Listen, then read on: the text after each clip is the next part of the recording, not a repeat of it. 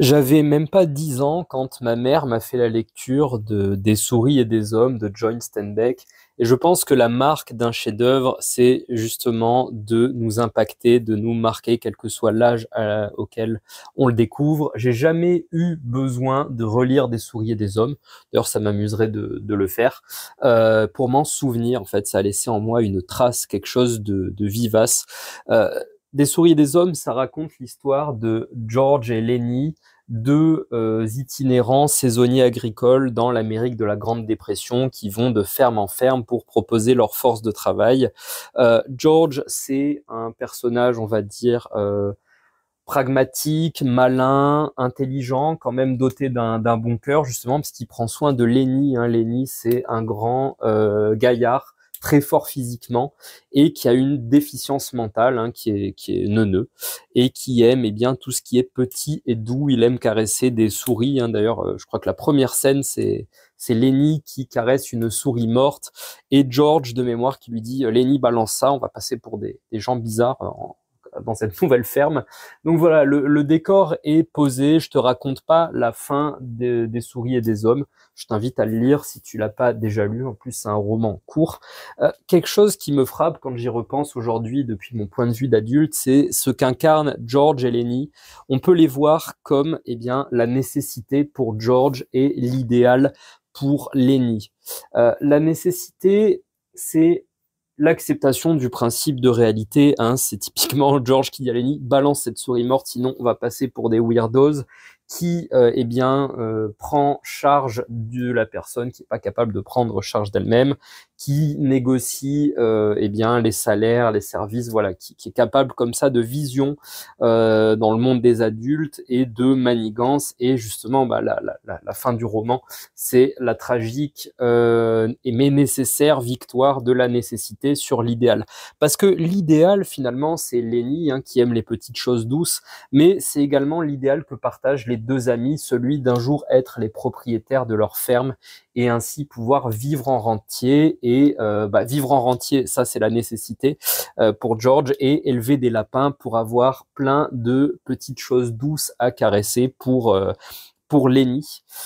Et je le vois depuis ma vie d'adulte, c'est vrai que gamin, si on a eu la chance, d'ailleurs, est-ce que c'est une chance, c'est un peu présomptueux de ma part en tout cas, si on a eu une enfance assez protégée, on a pu justement vivre dans l'idéal et l'imaginaire sans se faire violemment rappeler à la réalité, par le réel. Mais donc, quand on est enfant, on entend tout autour de nous que, par exemple, les enfants sont le fruit de l'amour. Hein. Et quand on devient adulte, on constate qu'il y a énormément d'enfants qui sont conçus sur le plan de la nécessité. On a deux personnes qui voulaient des enfants et ils trouvent quelqu'un d'autre qui veut des enfants. Ils font un calcul rationnel de bon, étant donné mon âge et mes circonstances physico-socio-économiques, je trouverais pas mieux, donc je vais faire un gosse avec cette personne, quitte à transformer cette nécessité en amour, à la ritualiser à travers notamment la cérémonie du mariage qui a gagné quelque chose de très hollywoodien grâce à MTV et à toute cette culture comme ça du show où on dépense beaucoup d'argent, on essaie de faire une grosse fête qui finalement amuse plus les gens que nous-mêmes, et puis après on regarde les statistiques du taux de divorce, à croire que le mythe justement construit n'a pas réussi à dépasser la nécessité, et la nécessité, contrairement à l'idéal, a cette tendance à changer. Je me rends compte aussi en repensant à Des souris et des hommes que les personnages qui nous intéressent dans la fiction, ceux qui nous captivent, sont soit des personnages de nécessité pure, soit des personnages purement idéalistes. Hein, dans les personnages de nécessité pure, je pense notamment à Hannibal Lecter.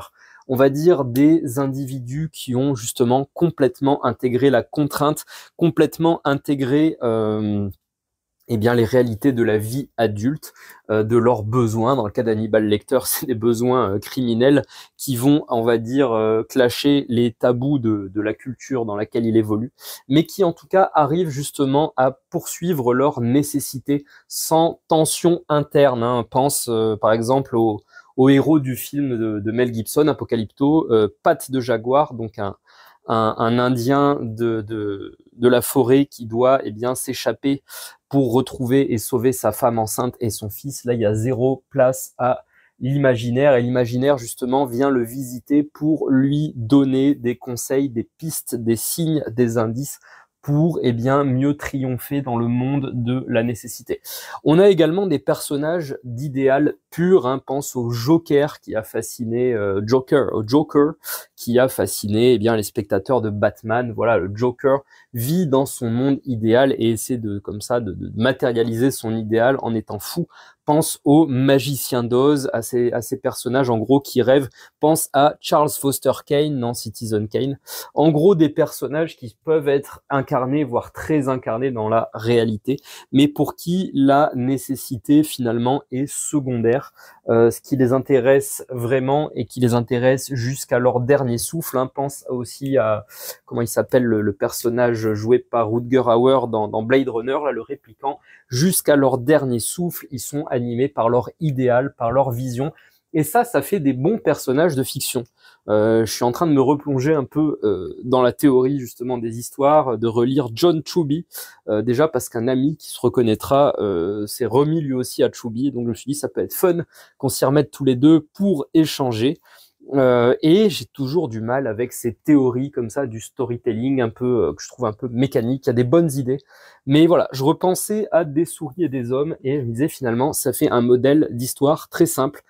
Le protagoniste ou les personnages doivent être sur un axe nécessité ou idéal et doivent être purs là-dedans. Et bien, ça fait des bonnes histoires d'ailleurs de faire un combat entre un personnage nécessité et un personnage purement idéal. Voilà la rencontre de la nécessité, du réalisme adulte et de l'idéal. Et il y a quelque chose de libérateur pour nous en tant qu'audience, parce qu'on a gardé finalement ces deux aspects vivants en nous. On a à la fois la nécessité des contraintes de la vie d'adulte et l'idéal de l'enfant qui peut rêver sans limite, qui peut tout être. Et cette tension est parfois génératrice de frustration, de colère, de contraintes, de limitations au quotidien. Et c'est pour ça qu'on aime une bonne histoire, une dans laquelle la nécessité ou l'idéal peut enfin pleinement, tiens, autre personnage, pourquoi ça a marché, typiquement le loup de Wall Street, hein, le loup de Wall Street, tous les personnages ne font que suivre la nécessité, ou dans Casino d'ailleurs, j'en parlais dans un autre podcast de Scorsese, on a un personnage qui est un king de la nécessité et qui se fait avoir au moment où justement il considère avec un peu trop de sérieux son idéal. Enfin en tout cas, voilà, un axe pour faire de bonnes histoires, pour finalement qu'est-ce qui regroupe les bonnes histoires? C'est les personnages qui vont être purement nécessités ou purement idéal. Écoute, je pense que l'idée est top. Je vais pas en faire un bouquin de 320 pages, comment réussir à coup sûr une histoire. Je préfère te partager ça dans cet épisode de La Plume et l'Épée, comme ça, de manière un peu informelle. Je pense que voilà, ça risque de te parler, nécessité idéale. En tout cas, ça m'a donné envie de relire Des souris et des hommes. Je te dis à demain pour le prochain épisode du podcast. Prends soin de toi, de ta nécessité comme de ton idéal. On a besoin des deux. J'imagine qu'une vie complète, c'est une vie qui va marier harmonieusement nécessité et idéal. Et ce serait idéal que ça soit quelque chose, on va dire, pur nécessité ou pur idéal. C'est ce que te vendent beaucoup de méthodes de développement personnel, mais ça me semble pas réaliste. Justement, est-ce qu'il n'y a pas une nécessité à intégrer l'idéal dans nos vies et une forme d'idéal de la nécessité qui nous aide à performer quand des fois on a des baisses d'énergie, des baisses d'envie, des baisses de motivation parce qu'on est humain. Des fois, des fois on est plus Lenny que George. Je te dis à demain et prends soin de toi.